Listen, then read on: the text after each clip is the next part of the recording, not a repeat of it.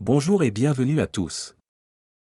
Alors qu'un char russe gigantesque, considéré comme l'un des plus avancés technologiquement, a anéanti en un éclair un convoi entier de chars ukrainiens près de la ville stratégique de Koursk.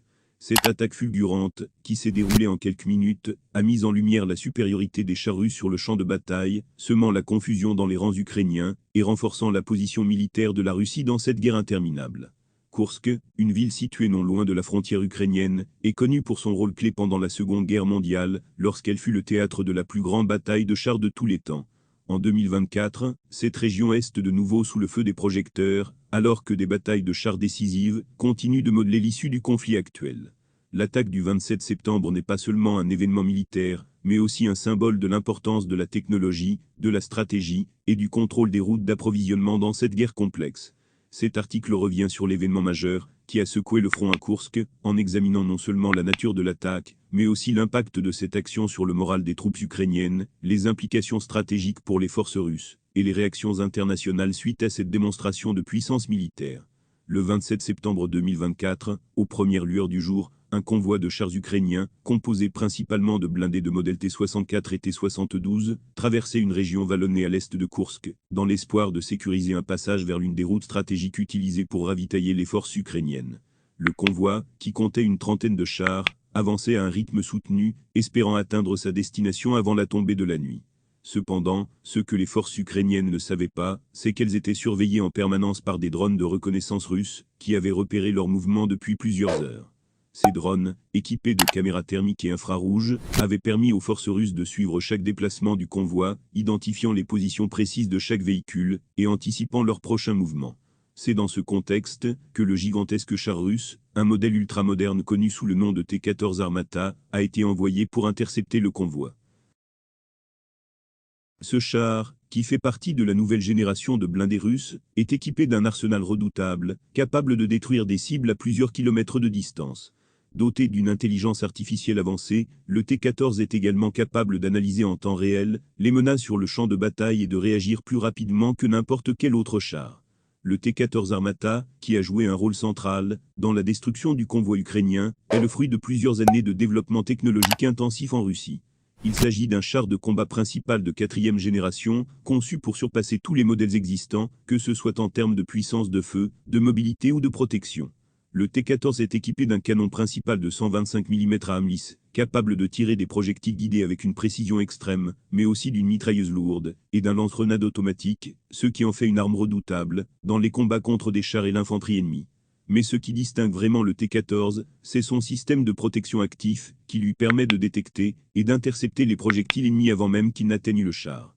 Ce système est associé à un blindage composite multicouche, renforcé par une protection réactive explosive, rendant le T-14 presque invulnérable face aux missiles anti-chars et aux obus tirés par les chars adverses.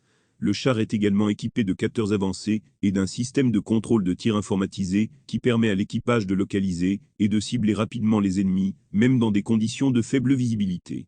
Grâce à l'utilisation de drones de reconnaissance et de systèmes de communication sécurisés, le T-14 est capable de coordonner ses actions avec d'autres unités sur le champ de bataille, ce qui en fait un atout majeur dans les batailles modernes.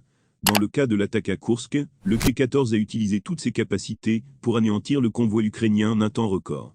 En quelques minutes, le char russe a détruit une dizaine de blindés ukrainiens, réduisant à néant les espoirs des troupes ukrainiennes de progresser vers leur objectif. L'attaque du 27 septembre a commencé peu après que le convoi ukrainien ait été repéré par les drones russes. Les rapports provenant de la zone de combat indiquent que plusieurs soldats ukrainiens ont été faits prisonniers, tandis que d'autres ont été contraints de battre en retraite vers des positions plus sûres, loin de la zone de l'attaque. Ce coup porté au moral des forces ukrainiennes ne doit pas être sous-estimé, car il pourrait affecter leur capacité à mener des opérations offensives dans cette région cruciale. La nouvelle de la destruction du convoi ukrainien par le char russe T-14 Armata a rapidement fait le tour du monde, provoquant des réactions contrastées au sein de la communauté internationale. Du côté de l'Ukraine, les responsables militaires ont condamné l'attaque et ont appelé leurs alliés occidentaux à intensifier l'aide militaire pour compenser les pertes subies sur le terrain. Le président ukrainien, Volodymyr Zelensky, a déclaré que cet incident montrait la nécessité urgente de renforcer les capacités de défense de l'Ukraine, notamment en obtenant davantage de systèmes anti-chars sophistiqués pour contrer la menace des blindés russes. De leur côté, les pays de l'OTAN ont exprimé leur solidarité avec l'Ukraine, tout en cherchant à éviter une escalade directe du conflit. Plusieurs responsables européens ont qualifié l'attaque de Koursk de tragédie pour les forces ukrainiennes, tout en réaffirmant leur soutien à Kiev. Le président américain, Joe Biden, a tenu une conférence de presse, dans laquelle il a réitéré l'engagement des États-Unis à fournir une aide militaire continue à l'Ukraine, tout en soulignant que des mesures supplémentaires pourraient être prises pour renforcer les défenses ukrainiennes. En Russie, l'attaque a été largement saluée par les médias d'État, qui ont présenté la destruction du convoi ukrainien comme une démonstration de la supériorité technologique des forces armées russes.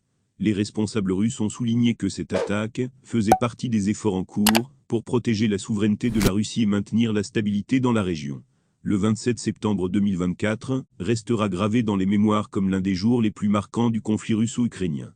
La destruction du convoi ukrainien par le char russe T-14 Armata symbolise non seulement la puissance militaire de la Russie, mais aussi les défis majeurs auxquels sont confrontées les forces ukrainiennes dans leur lutte pour défendre leur territoire. Les rapports provenant de la zone de combat indiquent que plusieurs soldats ukrainiens ont été faits prisonniers, tandis que d'autres ont été contraints de battre en retraite vers des positions plus sûres, loin de la zone de l'attaque. Ce coup porté au moral des forces ukrainiennes ne doit pas être sous-estimé, car il pourrait affecter leur capacité à mener des opérations offensives dans cette région cruciale. La nouvelle de la destruction du convoi ukrainien par le char russe T-14 Armata a rapidement fait le tour du monde, provoquant des réactions contrastées au sein de la communauté internationale. Du côté de l'Ukraine, les responsables militaires ont condamné l'attaque et ont appelé leurs alliés occidentaux à intensifier l'aide militaire pour compenser les pertes subies sur le terrain. Le président ukrainien, Volodymyr Zelensky, a déclaré que cet incident montrait la nécessité urgente de renforcer les capacités de défense de l'Ukraine, notamment en obtenant davantage de systèmes anti-chars sophistiqués pour contrer la menace des blindés russes. De leur côté, les pays de l'OTAN ont exprimé leur solidarité avec l'Ukraine, tout en cherchant à éviter une escalade directe du conflit. Plusieurs responsables européens ont qualifié l'attaque de Koursk de tragédie pour les forces ukrainiennes, tout en réaffirmant leur soutien à Kiev. Le président américain, Joe Biden, a tenu une conférence de presse, dans laquelle il a réitéré l'engagement des États-Unis à fournir une aide militaire continue à l'Ukraine, tout en soulignant que des mesures supplémentaires pourraient être prises pour renforcer les défenses ukrainiennes. En Russie, l'attaque a été largement saluée par les médias d'État, qui ont présenté la destruction du convoi ukrainien comme une démonstration de la supériorité technologique des forces armées russes. Les responsables russes ont souligné que cette attaque faisait partie des efforts en cours pour protéger la souveraineté de la Russie et maintenir la stabilité dans la région. Le 27 septembre 2024 restera gravé dans les mémoires comme l'un des jours les plus marquants du conflit russo-ukrainien. La destruction du convoi ukrainien par le char russe T-14 Armata symbolise non seulement la puissance militaire de la Russie, mais aussi les défis majeurs auxquels sont confrontées les forces ukrainiennes dans leur lutte pour défendre leur territoire. Les rapports provenant de la zone de combat indiquent que plusieurs soldats ukrainiens ont été faits prisonniers, tandis que d'autres ont été contraints de battre en retraite vers des positions plus sûres, loin de la zone de l'attaque. Ce coup porté au moral des forces ukrainiennes ne doit pas être sous-estimé, car il pourrait affecter leur capacité à mener des opérations offensives dans cette région cruciale.